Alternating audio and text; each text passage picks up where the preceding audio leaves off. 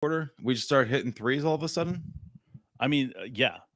Mark, can you find our their stream right now? I can't. I'm not looking right now. It's All looking like right. I'm having trouble recording. Yeah. All right. I'm gonna go and pause it here. Oh, there we go. All right.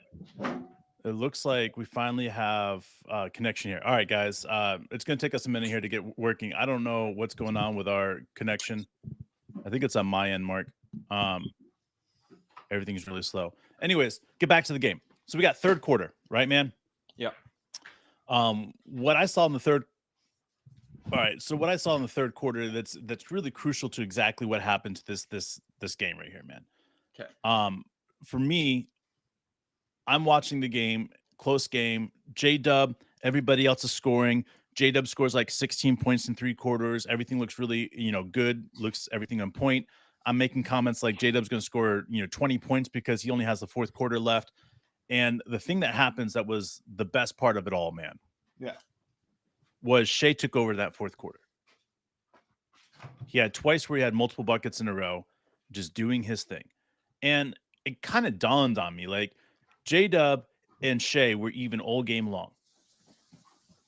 Just even. Shai's not forcing anything. I think Shai has like 10 assists in the night and doesn't force anything, just gives the ball up. Like he's patient. There's team chemistry going on. It's a beautiful sight. And that's when it happens. That fourth quarter, man. And that's the difference between every team out there right now that we're seeing is not every single team we're going to play that they're going to play their starters for 40 minutes. And just not. Like 40 minutes is impossible for most teams to play. And so for me, I'm looking at it and I'm looking at this team and I'm impacted on this team for a number of different reasons. But the biggest reason that I'm impacted on this team from last night is because like we didn't need to come out there playing like it was a playoff game. We didn't need to come out there playing like it was this incredibly intense game. And it was just nice, man. It was a breath of fresh air.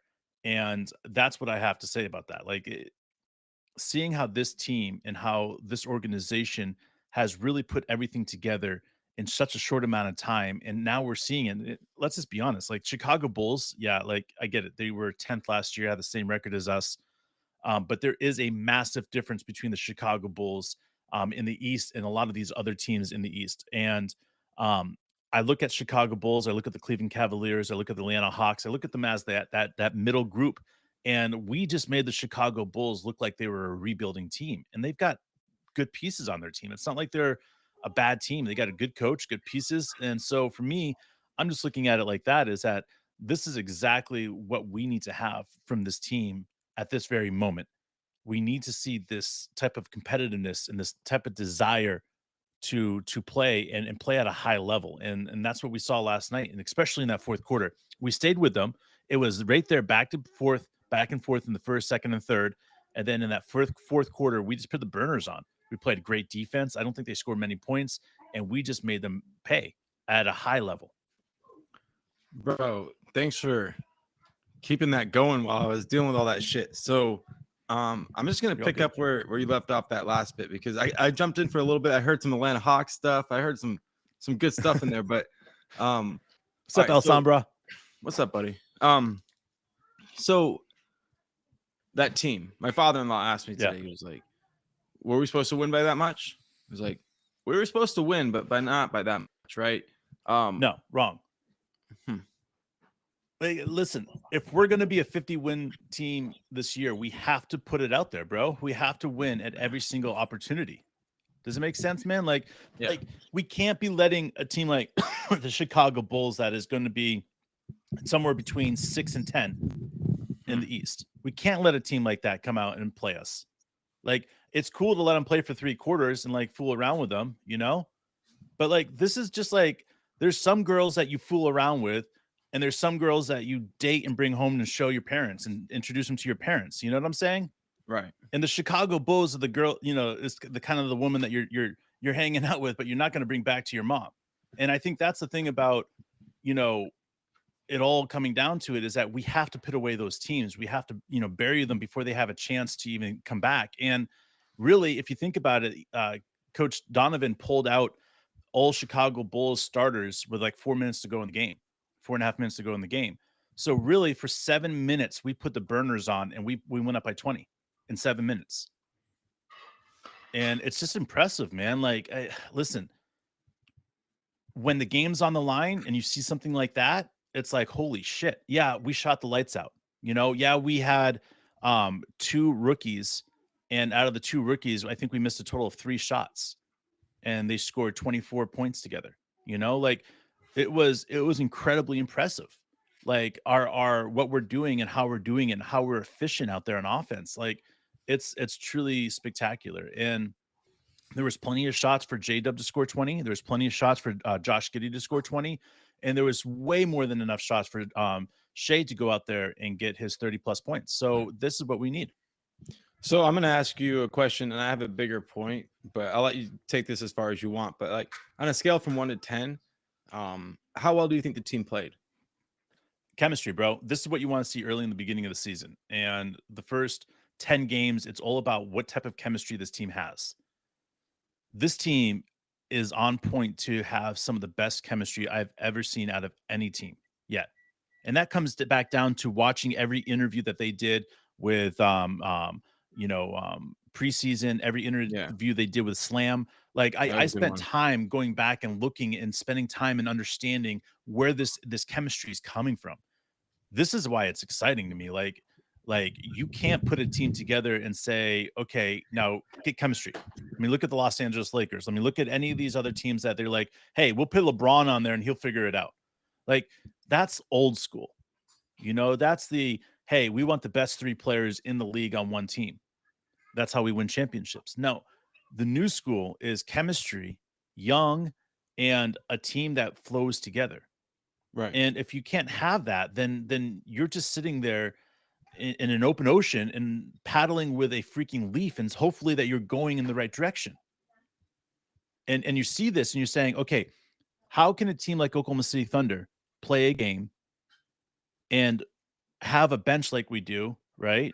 And Bertans doesn't even come in the game. Mischich doesn't even come in the game. Trey Mann doesn't even come into the game until the end of the game. Like, how is this even plausible? It's because this team is so deep. And when you're playing against a team like the Chicago Bulls that have 5 great starters and maybe 1 or 2 guys off the bench that are decent players, right? Mm-hmm. Their weakness is going to be our strength. And when you're going and you're playing against your bench guys are playing against their starters and holding their own like they did last night, right? It allows them to wear them down. And then all of a sudden Shai comes in the game. And what is Shai? Well, Shai took a rest in the second quarter for 6 minutes. He took a rest in the third quarter and fourth quarter for 7, something like that, minutes. So Shai is completely rested. And that's why he's able to come out there and just dominate in that fourth quarter, because of his bench allowing him to do that. They wear everybody else down. They wear the defense down. They wear the offense down. They just go at them. It's balls to the wall. And it's very much old school in that aspect of a bench, because from the time that people started using bench as a tool, like you would see these guys go out there and like go out there and just beat the fuck out of them. That's all you're supposed to do, right? Your guys off the bench typically weren't guys that are going to shoot, but they were guys that were going to say, hey, listen, you need to slow this guy down. You need to make him feel pain. You need to make him do this. And they go out and do that. And then you look at our bench and you're like, J Will taking charge. He's going to make people feel motherfucking pain, right? You got J-Dub, you got J Will, you got Kenny Hustle, you've got Cason Wallace. These dudes are fucking horrible to play against. Like, if I was a hooper, I wouldn't want to play against those guys, because every single day I'm going to come back with bruises on me. And guess what? Those guys are in the locker room. Those guys are at every single practice is pushing them. So it comes back to chemistry, man. Like, this is where we're at. We're at a high level of chemistry right now, and there's just no telling where this is going. So, like, that was a good answer. Didn't really answer my question, but I appreciate where you went with that. That was good. So I'm not going to even answer my own question, because like I'd like to lay a little bit more groundwork first. Like, each game has different phases, and obviously we played the late third quarter and fourth quarter phase very well. But what about like the first half and the early third quarter? How did you feel about us playing, like how we played those parts? Oh, those are great, man. It's a chess move. Like if you think about Coach D, like the first 3 quarters, Coach D is trying to figure out the path, the way that they're playing defense, the way they're playing offense, and he's trying to match up there. And then that's what the fourth quarter is for, that all-time blitz. You see different matchups in the fourth quarter. But that first 3 quarters, I felt like Coach D did a phenomenal job of putting the right guys in, rotating guys out, making sure guys got rest, and then just attacking. Like I know that we got down. I don't think we got down double digits. I think we got down 5 or 6 at one point. But the point is that there was no panic. There was no like, oh shit. There was, hey, this is just the second, quarter at this moment. Like we're okay. You know what I'm saying? And then Coach Right. D challenges a call, and then we're back in the game. And I think that's the thing about it is that like they're little pieces. Like if you're looking at saying, okay, I want to see what happened in the fourth quarter through all 4 quarters, then it's just not understanding the game. Does that make sense? Like you have to Well, recognize that I in don't know, order to get dude. to the fourth quarter, though, you have to have a chess match going on. Right. Because But if you're going to go out there full fucking blitz, then you're going to play against a team that's well coached. In the fourth quarter, they're going to stop your first, second, and third options. yeah, but think about it like And this, that's right? why this is, Like we had a lot of turnovers in the first half. yeah. Like Oh yeah. I maybe think season high of last year at turnovers and a half. 9. I think we had 9 turnovers in the first half and 5 turnovers in this third quarter. Exactly. So Too let's many say we bring that in the down first to our, 3. our normal numbers, right? First 3 quarters, we can probably say last year we'd like to average at most like say 7. And hopefully you can keep it under 10 a game, right? 3 a quarter. Yeah. Your goal is definitely under 10, but yeah, you're right. Right, 3 a quarter doesn't quite get you there, but if you can't really have quarters where you have more than 3 and hold under 10, and that's kind of how you'll assess it, right? Sure. So that's why I look at it and I'm like, okay, so we could have been more efficient in that way, right? We if you look at our bench, right, we got really good production from some guys like Joe and Kaysen, but we didn't really get any minutes at all from a couple of guys that usually give us a lot of production, which will be regular. That's going to be a Yeah. big part of the season as it Sure. goes on. But I feel Absolutely. like overall, Chess pieces, bro. yeah, but I feel like overall we played a 6 out of 10 on the non-fourth quarter parts. And then really everybody's going to Hmm. evaluate the game on the fourth quarter. The fourth quarter we played an 8 out of 10 for what we're capable of. In the end, if you win a game by 20, you play a 10 out of 10. But I also think to get to a 10 out of 10, you kind of need to be challenged. You need to Sure. see some greatness out there because of the opponent living up to the competition, and the Bulls just didn't do that enough Yeah. to get to that point. So, but here's the thing: it's Well, been a let's long time talk for the about, Thunder. Go ahead. yeah, I was just gonna say, let's talk about individual players, because getting back to, I don't know what you're gonna say, but it's been a long time since we've been able to talk about individual rookies doing what we saw last night. And Oh yeah. I was stoked, man.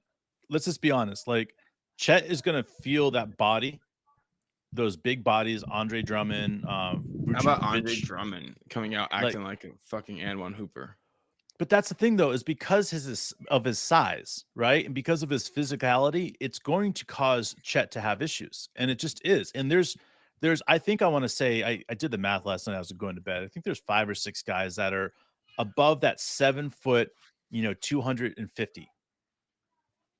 Not a lot of them, but there is a handful of them, and they cause issues. They're going to cause issues for somebody like Chet or Victor. And eventually, when these guys get stronger, it won't be an issue. But until then, we're going to see these guys at particular situations where they struggle, and that's okay. Chet will figure it out. Did you see his like first 2 buckets? It was like, holy shit! Like that's what I'm saying, is that like it's a matter of time before he connects the dots, and it's like, oh yeah, that's easy. That's how I deal with physicality. Can But I he's say it never though? seen this. Chet What's wasn't our that? best rookie. Chet wasn't our best rookie on the court.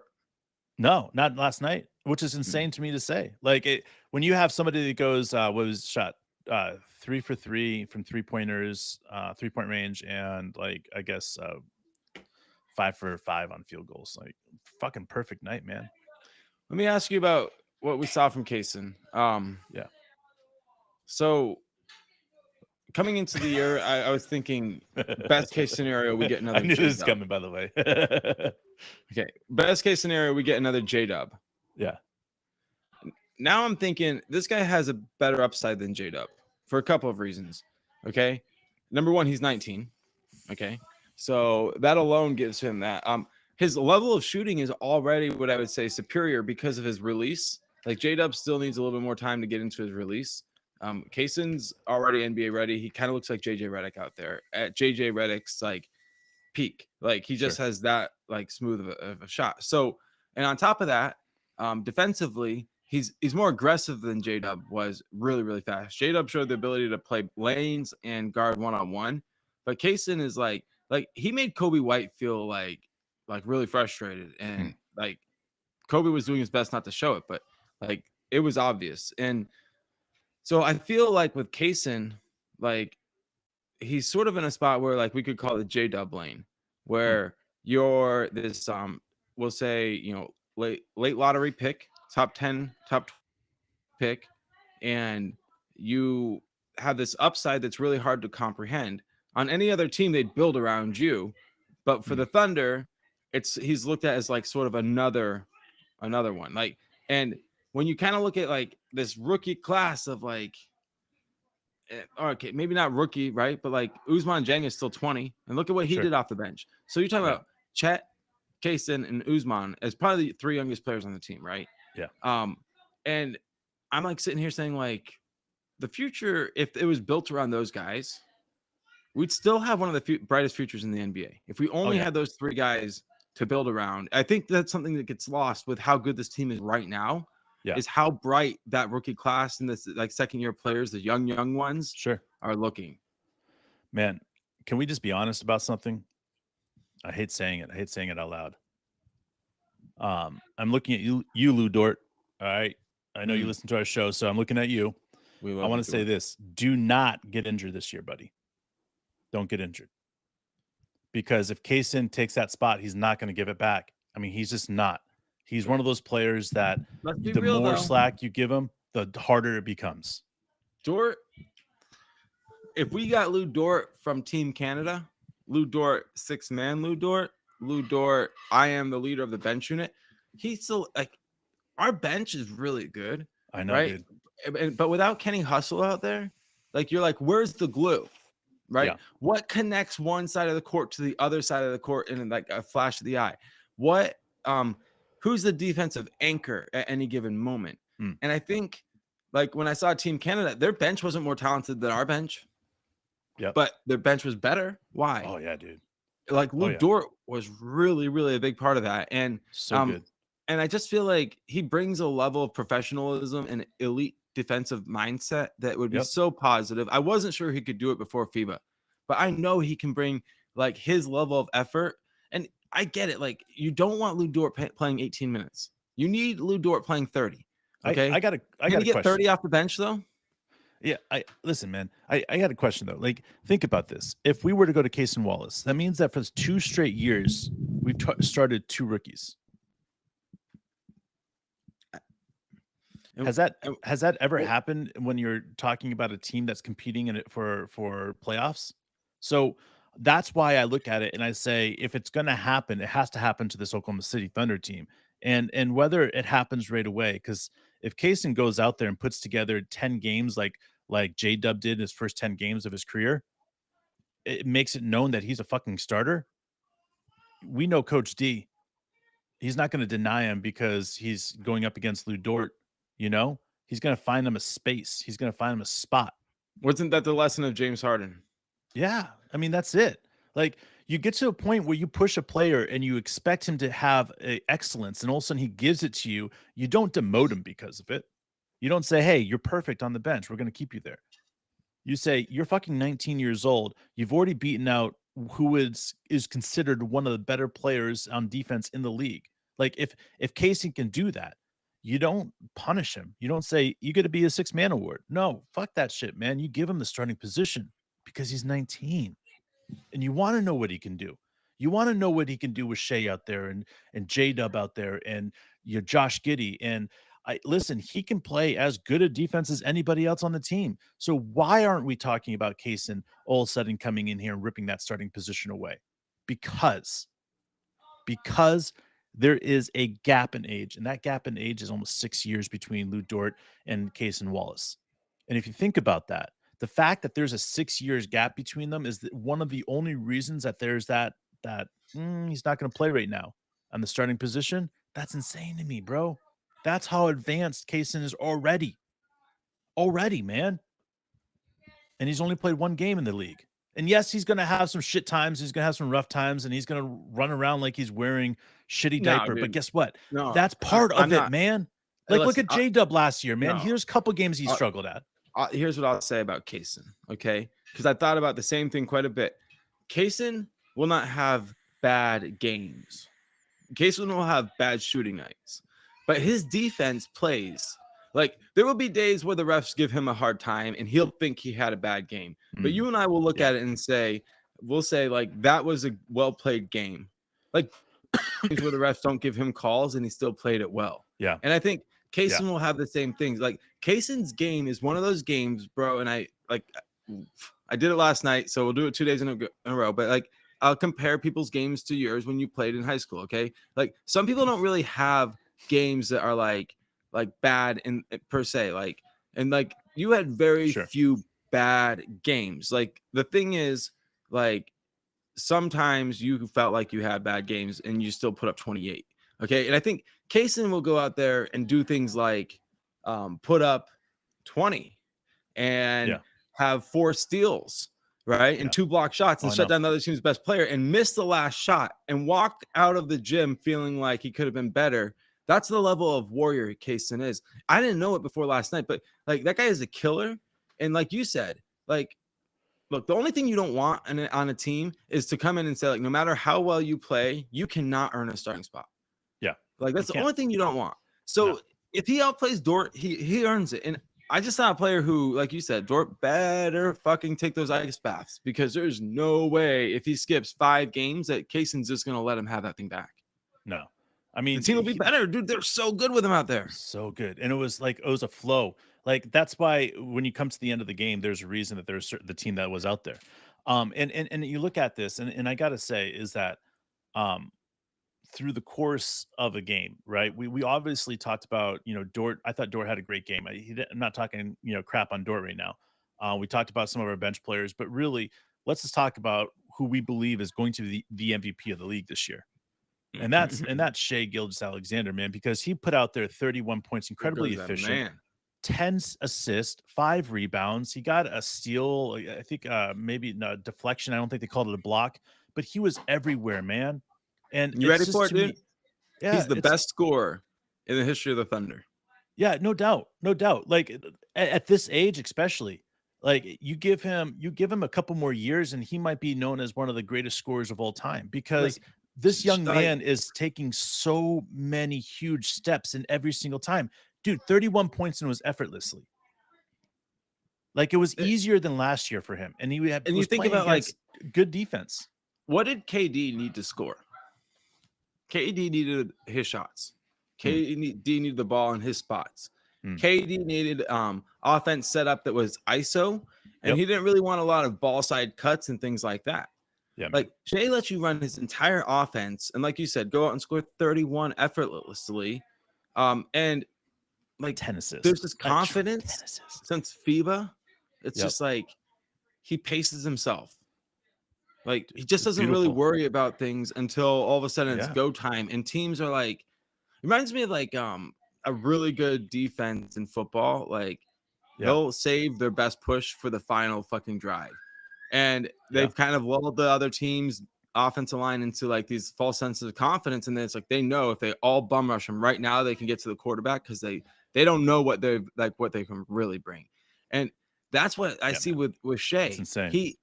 He doesn't put the Jets on until he needs to. And so we saw 31, and he had 70. He only used 75% of what he can use in a regulation game. I know.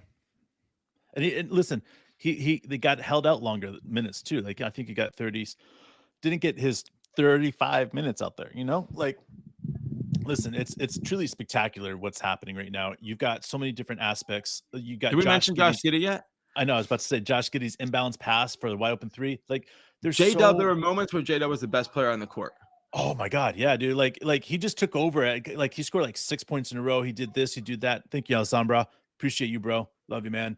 Love you, man. But like you look at this and you look at Shai and you look at Josh Giddey and the way they connected. You look at Josh Giddey and the way Chet connected, the way that Josh Giddey connected with Kaysen, the way that Josh Giddey connected with J Dub.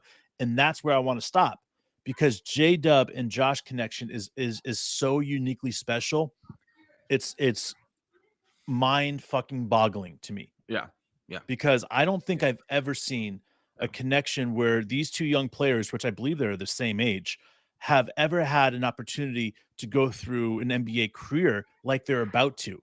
But the reality of it is that as good as J-Dub is at scoring on one-on-one, Josh Giddey's at making that assist and making that extra dribble and doing that floater that he did. Like there's so many things that Josh can bring to the table that it gets thrown under the bush or thrown under the rug because we have so many other amazing players in their positions. And it sucks because we need to put more spotlight on Josh because he fucking deserves it, man. Listen, He is the man. Let's just talk about him real quick. Like his ability to knock down the three has improved dramatically. His confidence in that shot, his ability to put when he goes slow, it's a slow shot. Right? He gets to his spots more regularly. He finishes with confidence. Like we talked about it after he put up 30 against the Pelican playing game. Like this is a starting point for him. This is not like, a one-game thing. He came out and he played with that aggression from the tip-off where he was using his physicality and getting into people and finishing over top of people. Like it's a beautiful thing to see. We got to see minutes from Poku. Okay. We saw Isaiah Joe get going on both ends. And like you mentioned, coach challenged the call, got overturned. That was a Joe charge, and he took that proper, man. And Joe was everywhere. And I really appreciate what he brings to the table. We also didn't see a few people. We didn't see Bertans or Mitchich. So there was we still got more punch off the bench. We got Kenny Williams and Jay Will about to come back, hopefully. But overall, dude, like this was off the charts, the best season opener we've had in years. And it's just a really big tale of good things to come. I can't really even say enough about the coaching because honestly, they are the stars of this. Yeah. Just the way that he was able to, oh man, like I look at every single time that this Thunder team has ever been good. And our biggest weakness, I got to say, has been the coach. Back when we Scotty Brooks, the biggest weakness was Scotty Brooks as a coach. Undeniably. You look at Coach Donovan, this biggest issue was with our team that year was Coach Donovan. I look at Coach D and I say, this is the when I was a Thunder fan early on, this is the guy I wanted. This is the coach I wanted as you know, a fan of the NBA. I mean, like, this is it. Coach D is not just good on defense. He's not just good on offense. He is everything. And the thing about it is this whole team believes in him, man. And I've never seen anybody buy in. I've never seen a team buy in. And that's what is going to make this team a 50-win team. So we appreciate you guys. We got to get on out of here. We'll be back tomorrow. Game time, 7:30 Eastern, 6:30 Central. We'll be there. And if you live in Oklahoma City, join the watch party. Join the watch party. But if you're in Oklahoma City and you want to share a blunt with Mark, get in touch with us. Mark is always willing to share a blunt with you guys. We love you guys. Peace.